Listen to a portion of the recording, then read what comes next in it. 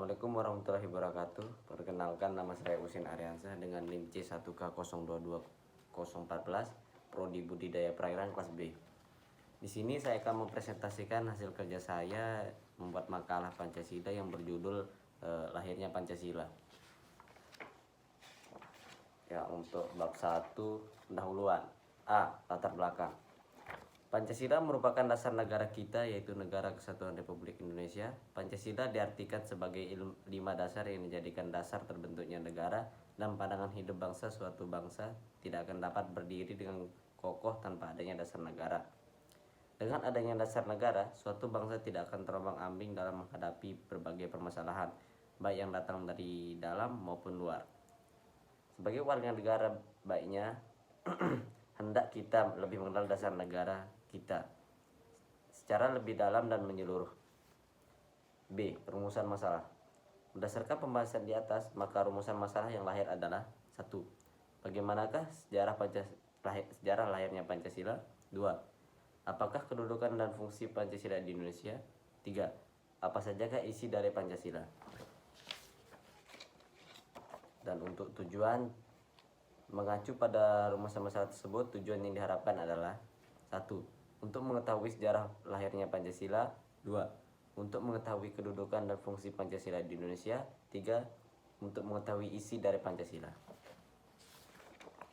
Bab 2. Pembahasan. Sejarah lahirnya Pancasila. Pembahasan mengenai dasar negara dilakukan pertama kali pada saat sidang BPUPKI yang berlangsung pada tanggal 29 Mei sampai 1 Juni 1945. Pada sidang tersebut terdapat usulan-usulan tentang dasar negara. Usulan-usulan yang dikemukakan adalah: 1. Profesor Mr. Muhammad Yamin mengusulkan dasar negara dalam pidatonya tidak tertulis pada tanggal 29 Mei 1945 dalam sidang BPUPKI, yaitu: 1. Peri kebangsaan. 2. Peri kemanusiaan. 3. Peri ketuhanan. 4. Peri kerakyatan. 5. Kesejahteraan rakyat. Setelah selesai berpidato, beliau menyampaikan pada usulan-usulan tertulis naskah rancangan Undang-Undang Dasar Republik Indonesia. Dalam pembukaan itu tercantum rumusan 5 dasar, yaitu: 1. Ketuhanan Yang Maha Esa. 2. Kebangsaan Persatuan Indonesia. 3. Rasa kemanusiaan yang adil dan beradab. 4. Kerakyatan yang dipimpin oleh hikmah kebijaksanaan dalam permusyawaratan perwakilan. 5. Keadilan sosial bagi seluruh rakyat Indonesia. Untuk usulan kedua dari Profesor Mr. Dr. Soepomo: 1. Paham persatuan. 2. Perhubungan negara dan agama. 3. Sistem badan permusyawaratan. 4. Sosialisasi negara. 5. Hubungan antar bangsa yang bersifat Asia Timur Raya. 3. Dari Ir Soekarno. 1. Kebangsaan Indonesia. 2. Internasionalisme dan peri kemanusiaan. 3. Mufakat dan demokrasi. 4. Kesejahteraan sosial. 5. Ketuhanan yang berkebudayaan.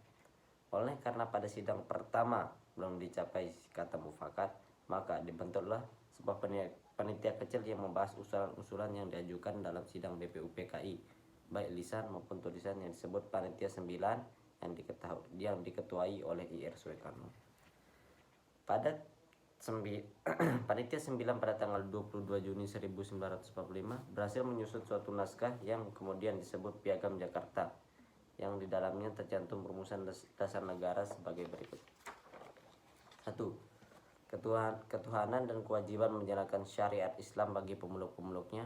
2. Kemanusiaan yang adil dan beradab. 3. Persatuan Indonesia. 4.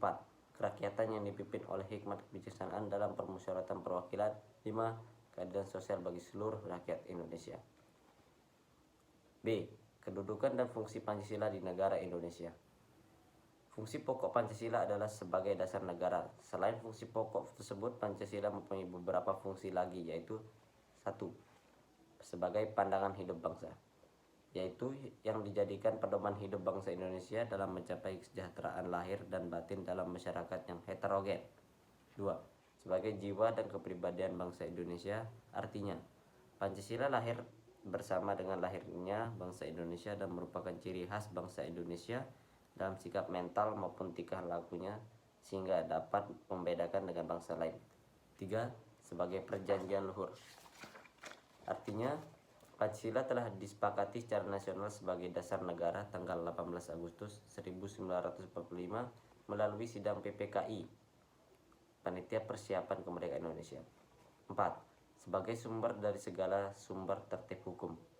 Artinya bahwa segala peraturan perundang-undangan yang berlaku di Indonesia harus bersumberkan Pancasila atau tidak bertentangan dengan Pancasila. 5. Sebagai ideologi terbuka. Pancasila sebagai suatu ideologi tidak bersifat kaku dan tertutup namun bersifat terbuka. Hal ini dimaksudkan bahwa ideologi Pancasila adalah bersifat aktual, dinamis, antisipatif, dan senantiasa mampu menyesuaikan dengan perkembangan zaman. Sebagai suatu ideologi yang bersifat terbuka, maka Pancasila memiliki dimensi sebagai berikut. 1. Dimensi idealitas, yaitu nilai-nilai yang terkandung dalam Pancasila yang bersifat sistematis dan rasional, yaitu hakikat nilai-nilai yang terkandung dalam 5 sila Pancasila. 2. Dimensi normatif, yaitu nilai-nilai yang terkandung dalam Pancasila perlu dijabarkan dalam suatu sistem normatif sebagaimana terkandung dalam pembukaan Undang-Undang Dasar 1945 yang memiliki kedudukan tertinggi dalam tertib hukum Indonesia. 3. Dimensi realistis. Suatu ideologi harus mampu mencerminkan realitas yang hidup dan berkembang dalam masyarakat. Oleh karena itu, Pancasila selalu memiliki dimensi nilai-nilai ideal serta normal, maka Pancasila harus mampu dijabarkan dalam kehidupan nyata sehari-hari. C. Hak opsi dan mediasi. Menurut sel pasif, menurut sel aktif, orang yang akan menjadi warga negara suatu negara harus melakukan tindakan hukum tertentu secara aktif. Menurut sel pasif, orang yang berada di dalam suatu negara sudah dengan sendirinya dianggap sebagai warga negara tanpa harus melakukan tindakan hukum tertentu. Berkaitan dengan kedua sel aktif dan pasif, seorang warga negara dalam suatu negara pada dasarnya mempunyai hak opsi dan repudasi. 1. Hak opsi adalah hak untuk memilih suatu kewarganegaraan. 2. Hak repudiasi adalah hak untuk menolak suatu kewarganegaraan. Berdasarkan hakikat ideologi Pancasila yang bersifat terbuka yang memiliki 3 dimensi tersebut, maka ideologi Pancasila tidak bersifat utopis yang hanya merupakan sistem ide-ide belaka yang jauh dari kenyataan hidup sehari-hari. Lain itu, Pancasila bukan merupakan doktrin belaka karena doktrin hanya dimiliki pada ideologi yang bersifat normatif dan tertutup.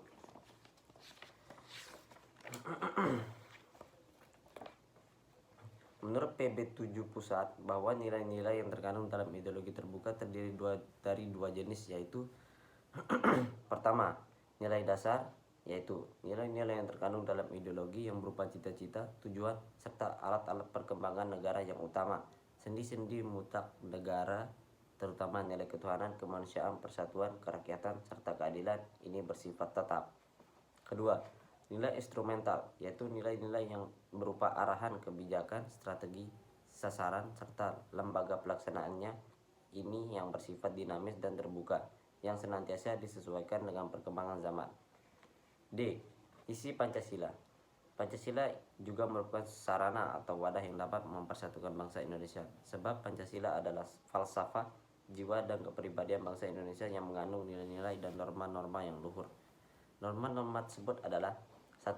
Norma agama, bersumber dari Tuhan melalui utusannya yang berisikan peraturan hidup yang diterima sebagai perintah-perintah, larangan-larangan, dan anjuran-anjuran yang berasal dari Tuhan. 2. Norma kesusilaan, yang dianggap sebagai aturan yang datang dari suara hati nurani manusia, dari bisikan kalbu atau suara batin yang diinsyafi oleh setiap orang sebagai pedoman dalam sikap dan perbuatannya. 3. Norma kesopanan, merupakan peraturan hidup yang timbul dari pergaulan segolongan manusia dan dianggap sebagai tuntunan pergaulan sehari-hari sekelompok masyarakat. 4. Norma hukum adalah aturan tertulis maupun tidak tertulis yang berisikan perintah atau larangan yang memaksa dan akan menimbulkan sanksi yang tegas bagi setiap orang yang melanggarnya. Bab 3. Penutup. A. Kesimpulan. Pancasila adalah ideologi dasar bagi negara Indonesia Nama ini terdiri dari dua kata dari Sanskerta. Panca berarti 5 dan sila berarti prinsip atau asas. Pancasila merupakan rumusan dan pedoman kehidupan bangsa dan bernegara bagi seluruh rakyat Indonesia. 5 sendi utama penyusun Pancasila adalah ketuhanan yang Maha Esa, kemanusiaan yang adil dan beradab, persatuan Indonesia, kerakyatan yang dipimpin oleh hikmat kebijaksanaan dalam permusyawaratan perwakilan, dan keadilan sosial bagi seluruh rakyat Indonesia. Dan tercantum pada paragraf keempat Preamble Undang-Undang Dasar 1945. Meskipun terjadi perubahan kandungan dan urutan 5 Pancasila yang berlangsung dalam beberapa tahap selama masa perumusan Pancasila pada tahun 1945, tanggal 1 Juni diperingati sebagai hari lahirnya Pancasila. Beberapa poin penting lainnya adalah: 1. Pancasila diartikan sebagai 5 dasar yang dijadikan sebagai dasar negara dan pandangan hidup bangsa. 2. Satu bangsa tidak akan berdiri kokoh tanpa dasar negara yang kuat. Dengan dasar negara, suatu bangsa tidak akan terombang-ambingkan dalam menghadapi berbagai permasalahan, baik dari dalam maupun luar. 3. Fungsi Pancasila sebagai pandangan hidup bangsa yang dijadikan pedoman hidup bagi bangsa Indonesia dalam mencapai kesejahteraan lahir batin dan dalam masyarakatnya beraneka ragam. B. Saran. Warga negara Indonesia merupakan sekumpulan orang yang hidup dan tinggal di negara Indonesia. Oleh karena itu, sebaiknya warga negara Indonesia harus lebih meyakini atau mempercayai, menghormati, menjaga, memahami, dan melaksanakan segala hal yang telah dilakukan oleh para pahlawan, khususnya dalam pemahaman bahwa falsafah Pancasila adalah sebagai dasar falsafah negara Indonesia. Berdasarkan pembahasan di atas dan simpulan yang telah dikemukakan sebelumnya, pada bagian ini penulis mengemukakan beberapa saran sebagai berikut. 1. Bangsa Indonesia harus memantapkan kesetiaannya kepada Pancasila. 2. Sila-sila yang terkandung dalam Pancasila hendaknya tidak dirubah, baik itu secara isi, kedudukan maupun fungsi. 3. Bangsa Indonesia harus bangga mempunyai dasar negara Pancasila dan harus menjaga keutuhan Pancasila. Sekian yang bisa saya sampaikan. Mohon maaf bila ada kesalahan kata. Assalamualaikum warahmatullahi wabarakatuh.